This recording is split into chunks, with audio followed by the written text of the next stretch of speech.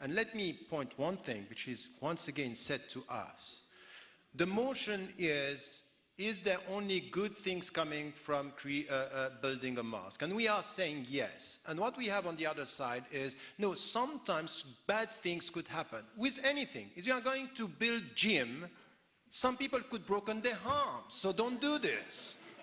It's silly, it's a silly argument. We are talking about the principles, and the principles are, for the future of Greece, it's good to build the mosque because this is the reality of a pluralistic society with dignity and respect for all the citizens.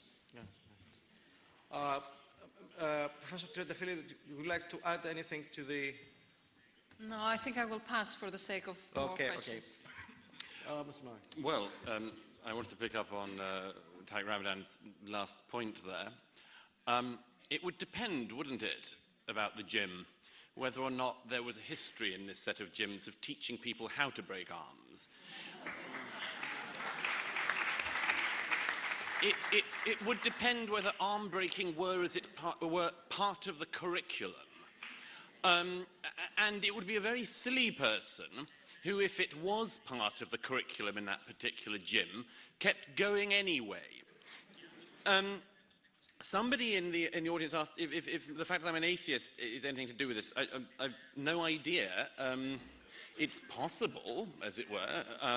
It's possible that because I have friends, among them people who've left Islam in Britain and in Western Europe recently, and as a result fear for their lives in Britain and in Western Europe recently, it's possible that I have an extra sensitivity to it, because yes, I've seen some of the hard edges of what Islam does in Europe today to people who try to leave their religion. I just wanted to quickly pick up on another couple of points. Firstly, the issue here that Tariq Ramadan came up with about democracy in the Arab world, he obviously, I don't blame him for it, but he obviously doesn't read any of my writing. I've never supported President Mubarak, and haven't up till now and won't now onwards. Clearly, Professor Ramadan doesn't read what I write. He would otherwise also know, however, that the reason why there are a lot of people who are very worried about Egypt in its next phase, I'm not one of them, I'm generally rather positive about the direction that Egypt and other countries will be able to take now that they've thrown off, in some cases, the dictators. Nevertheless, the reason why there is some fear is because of the terrorist movement started by your grandfather, Tariq, which poses such a threat to the Muslim Brotherhood, to Egypt and Egypt's future, because some of us are very fearful that, like the Brotherhood's offshoot, the Hamas in the Gaza, they will have one election once and murder the opposition, as the Hamas did. Finally, this has to be said. Tariq Ramadan said, the only word I know is pluralism.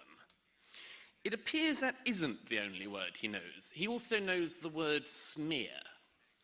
He knows, and I think you clearly underestimate this audience if you think you simply have to come to Greece and say that your opponents are pro-Israel lobby and that you'll be able to turn against them. How on earth can somebody who charms the people and tries to tell people that he is a progressive Muslim voice come to Athens and simply try to smear any opponent of his point of view by saying they must be pro-Israel, secretly, behind the scenes? And if he doesn't know what he's doing on that, I can assure him that the rest of us do.